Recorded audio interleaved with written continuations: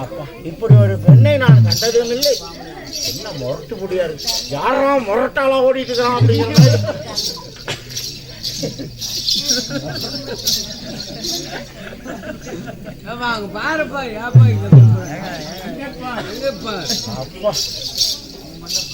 இப்படி ஒரு பெண்ணை கண்டதே இல்லாமல் இவருடன் சந்தோஷமாக இருந்தது. இத்தனை ஆண்டு காலமாக இப்படி ஒரு சந்தோஷத்தை நான் இல்லாமல் இருந்து விட்டேனே. அவளை கொஞ்சி கொள்ளாத வேண்டும்.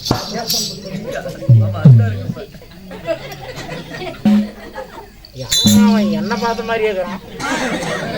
ஒருவேளை எங்க அப்பனா இருக்குமா இல்லையா, அந்த வக்காலோடு இங்க வரமாட்டான், அவன் செத்துட்டான்.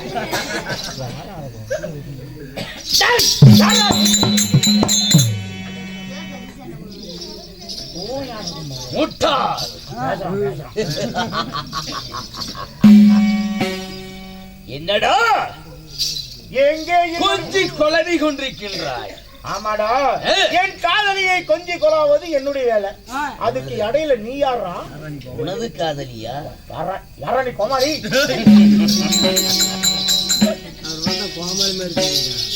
மடியனே, இப்பொழுது கொஞ்சி விளையாடி கொண்டிருந்தாயே பெண் என்று சொல்லி என் காதலி மதனவல்லி. உனது காதலி மதனவல்லியா? அந்த மதனவல்லி யார் என்று தெரியுமா உனக்கு? அதுதானடா நான். போடா போடா பைத்தியக்காரன். வேண்டாம், அந்த பொண்ணு எவ்வளவு அழகு, அவளுடைய முன்னழகும் பின்னழகும் யாரு சொல்லக்கூடாது. அவ்வளவு அழகா? ஆமாடா. அப்படி அப்பேற்பட்ட பேரழகு எங்க? இந்த பரதேசி எங்க?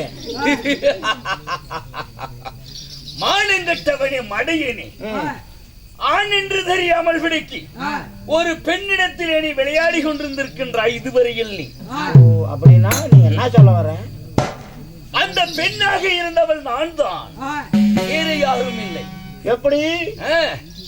மதனவல்லி எனது பெயரோ மதிசூரன். மதிசூரன் நீ? மதனவல்லி எங்க? அவளை எங்க ஒழித்து வச்சிருக்கிற? மரியாதையா வெளியே விட்டு அடிக்கிற அடியில காலு எல்லாம் சுக்கு சுக்கா உடஞ்சு போயிடும்.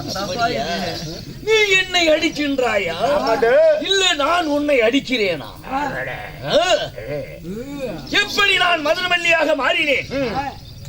மதிசூரனாக இருந்தவன் அந்த தேவர்களுக்கும் எனக்கும் பிடிக்காது. ஒரு நாள் தினத்திலே எனது நாட்டுக்கு நாரதன் வந்தான். அவனை அடி அடி என்று அடித்தேன். அடிக்கின்ற பொழுது அடி பொறுக்காமல் விடைக்கு சாபம் கொடுத்து விட்டான். ஆணாக இருக்கக்கூடியவன் பெண்ணாக போ அப்படி என்று சாபத்தை கொடுத்து, சாபம் எப்பொழுது விமோசனம் ஆகும் என்று கேட்கின்ற பொழுது, உன்னை போல் ஒரு சூரனிடத்திலே ஒன்று சேர்ந்தால் அப்பொழுது உனக்கு சாபம் விமோசனமாகும் அப்படி என்று நாரதன் சொன்னான். அந்த வார்த்தையை கேட்டு உன்னிடத்திலே ஒன்று சேர்ந்து நான் ஒரு குழந்தையும் பெற்றெடுத்து விட்டேன். எங்க இவன் நம்மளை அட்டிக்கு கொண்டு விடான்னு கதை கட்டுக்கதை அளந்து கொண்டிருக்கிறார். மரியாதையா குழந்தை கொடுத்துட்டு ஓடி போயிரு, இல்ல வண்டி எடுத்துட்டு வைப் மலை ஓடி போயிரு, காலை ஓடிச்சு விடுவாரு. ஏய் கார்த்தி, கொம்பேடிப்பட்டியில் இருந்து சொல்லிட்டு வந்துட்டே நீ ஓடுறியா? ஒழுங்கா என் காதலியை விட்டு விட்டு ஓட முதுகு கொடுத்து ஓடுவது எனது பழக்கம் இல்லை. இப்பொழுது இந்த குழந்தை உனக்கு எனக்கு பிறந்தது. இந்த குழந்தை எனக்குத்தான் சொந்தம். கண்ட நாட்டை விட்டு ஓடிவிடு. என்னுடைய இந்த முல்லைவனத்துல இருந்து மட்டும் இல்ல, எவராந்தாலும் விதியை முடிக்கக்கூடிய இந்த விதிசூரன் உன் விதியும் முடிக்கணும். என் கையால உன் விதி முடித்தது என்று இருக்க வேண்டாம். மரியாதையா குழந்தை கொடுத்துட்டு ஓடி போயிரு, இல்ல உன் விதி முடிச்சு. விட்டல் பூச்சி என்று விளையாடாத, பொட்டியில் அடைத்து விளையாடுவதற்கு என்னிடத்தில். அப்படியா? அப்ப நீ சொன்னா கேட்க மாட்டேன், அவ்வளவுதானே?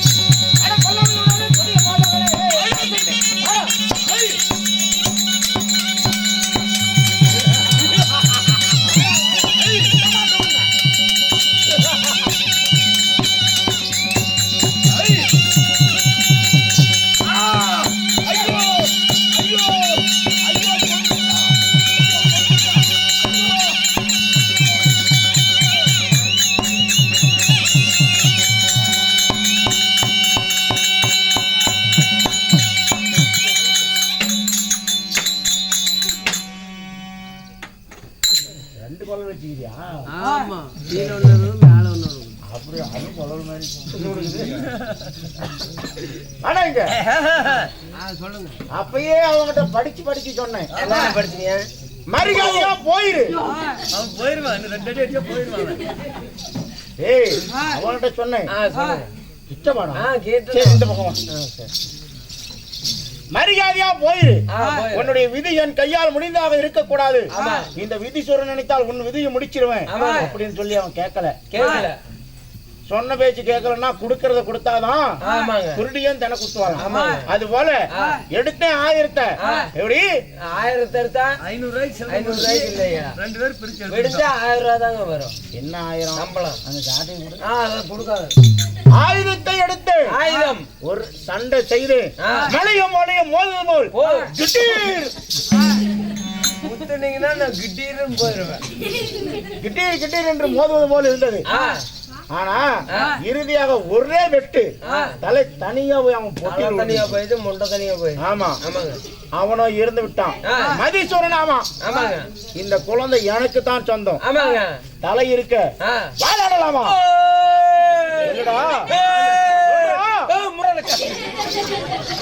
காலை பத்தி சொல்றோம் இந்த பக்கம் இதோ அந்த மதிசூரனை கொன்று விட்டு இந்த விதிசூரன் சொல்றான்.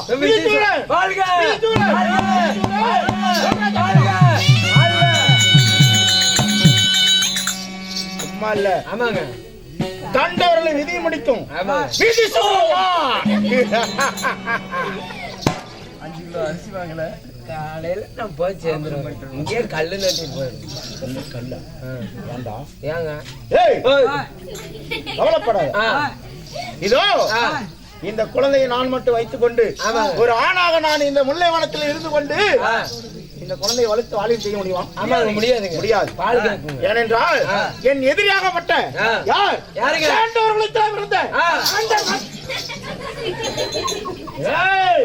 அவனை நினைத்தால் என் அங்கமெல்லாம் துடிக்கிறது, ரத்தம் கொதிக்கிறது. அப்படியே ஒரே குத்து. அங்க போய் குத்து, இங்க குத்தாத. ஆலையில போகணும். எங்க கையா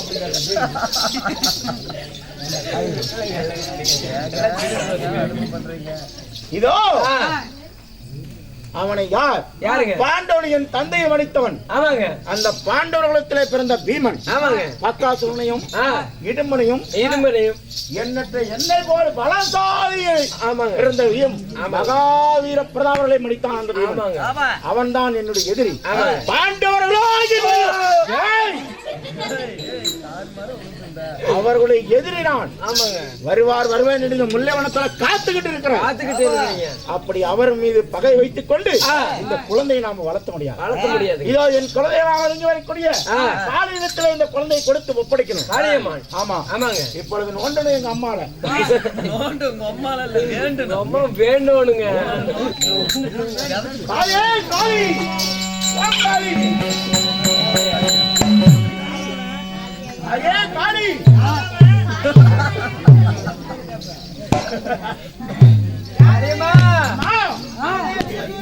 இதோ உன் மகன் விதிசூரன் வந்திருக்கிறேன். இதோ மகனவள்ளி என்கிற பெண்ணாளை நானும் மகவள்ளியில் விழித்து சந்தோஷமாக இருந்த பொழுது ஒரு அழகான பெண் குழந்தை பிறந்திருக்கிறது. வினோதமாக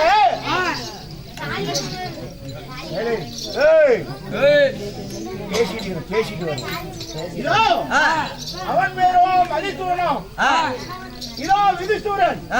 விதிசூரனும் வினோதமாக சேர்ந்தபடினால் என் மகளுக்கோ வினோதவல்லி என்று பெயர் வைத்திருக்கிறேன். வினோதவல்லி என்னை எப்படி வளர்த்து வாழை செய்தியோ அதே போல என் மகளையும் வளர்த்து வாலிபம் செய்யணும். அதற்காக என்னை தேடி ஓடி வந்திருக்கிறேன்.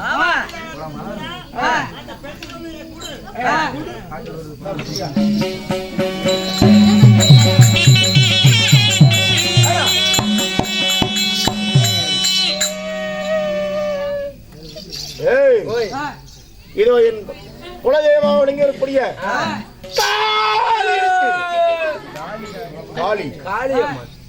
காளியம்மனத்துல என்னுடைய மகள் ஆணுக்கு ஆணுக்கும் இருந்திருக்கிறார். அவனோ மதிசூரன். நான் விதிசூரன். எங்க இந்த இடத்துல பேசக்கூடாதுங்க, கம்பெனி தான் இருங்க. சரி, நான் அங்க நின்னு வரேன். அங்கே நின்றுப்பா. மதிசூரனுக்கு மூஞ்சி தெரியாது. அதான் தெரியும். மதிசூரனுக்கும் விதிசூரனுக்கும் வினோதமாக இருந்தபடினால் என் மகள் பேரோ வினோதவல்லி. வினோதவல்லி காரியத்திலே வளர்ந்து பாலியமாகிக் கொண்டிருக்கிறார். நான் என்ன செய்யணும்? இந்த வனத்துல பாண்டவர்கள் வருகிறார்கள்.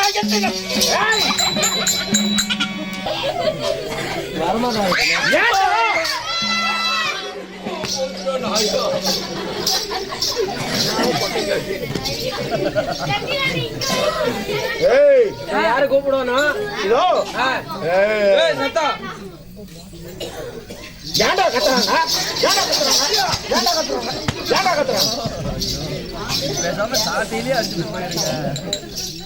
ஏய், அவங்க கத்துனானே என்ன புடிச்சு அடிக்கிறா? அவங்க சத்தம் போட்டா உனக்கு தான் அடிக்கும்.